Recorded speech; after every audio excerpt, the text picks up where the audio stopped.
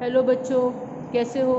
Late us come to the last topic of this chapter, excretion in plant. How does excretion in plant take place?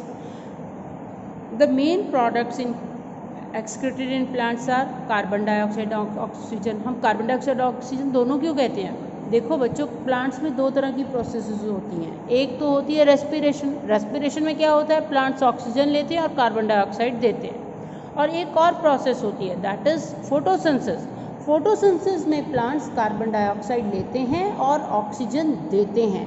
मतलब respiration में वो carbon dioxide excrete करते हैं और photosynthesis में वो oxygen excrete करते हैं. इसलिए हम इसमें कार्बन डाइऑक्साइड एंड ऑक्सीजन दोनों की बात करते हैं. ठीक है, let us read out carbon dioxide and oxygen.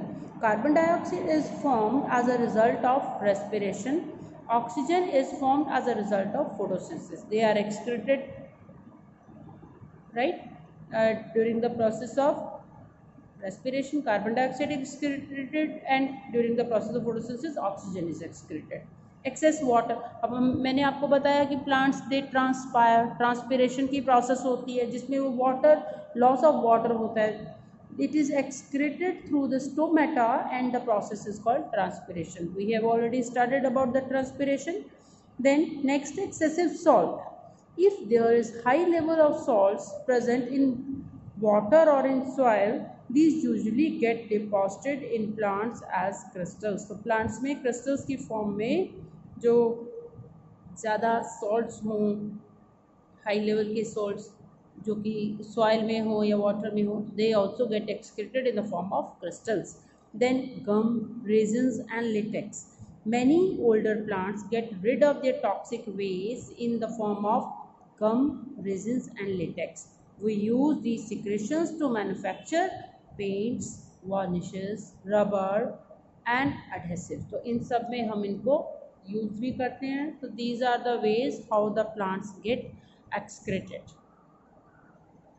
बच्चों, नेक्स्ट टॉपिक में हमारा आता है एक एक्टिविटी. इस एक्टिविटी में ये हम बताएंगे कि सेमी परमिएबल मेम्ब्रेन, जैसे डायलिसिस में मैंने बताया ना, मशीन के थ्रू वेस्ट बाहर आ जाता है, तो वो प्रोसेस डायलिसिस की कैसे होती है. इसको अगर हम एक्सपेरिमेंटली, एक छोटा सा एक्सपेरिमेंट है एक्टिविटी के थ्रू, हम आपको बताएंगे कि कैसे वेस्ट जो है बाहर आ जाता है. तो ये एक्टिविटी है आपकी. एम क्या है एक्टिविटी का? To demonstrate how substances move through semi permeable membrane as in dialysis. Materials required क्या हैं? Thistle funnel, beaker of water, sugar solution, clamp stand, a piece of thread and an egg membrane और cellophane paper.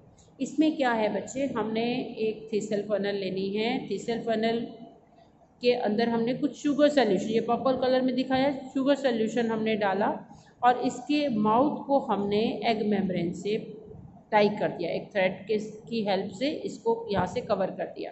अब एक beaker लिया, beaker में हमने water डाला, पानी इसमें डालना है और उसमें इस थिनल फनल को इस क्लैंप के साथ एडजस्ट करके इसमें रख देना है बीकर में.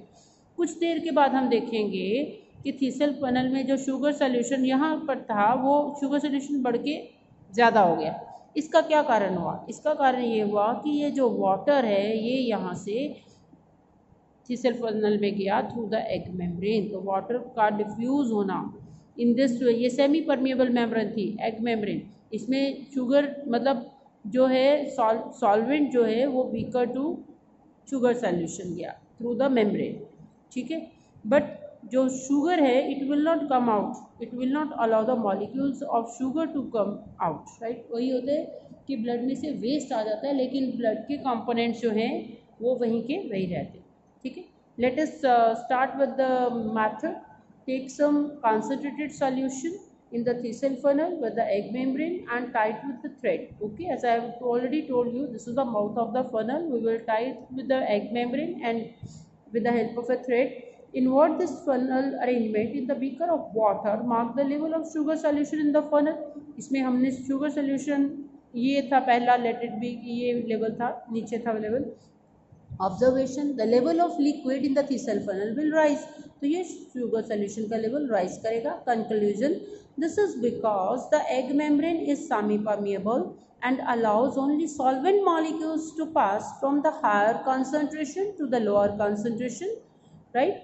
और जो molecules of water, solvent means water, they will go from the beaker to the Kiesel film. They will pass out. Okay, it does not allow molecules of solute to pass through. This is exactly how the solvent molecules move in the dialysis. इसी तरीके से dialysis में जो molecules हैं वो move करते हैं. This is, with this your chapter is over. Go through the chapter carefully, do the back exercise. Okay, I will also send you the solution, but once you try at your level. Okay, पहले आप अपने आप से करके रखेंगे, मैं बाद में आपको सेंड करूँगी, आप उससे टैली करेंगे. And if feel any problem in this chapter, you can contact me at my personal contact number. Thank you.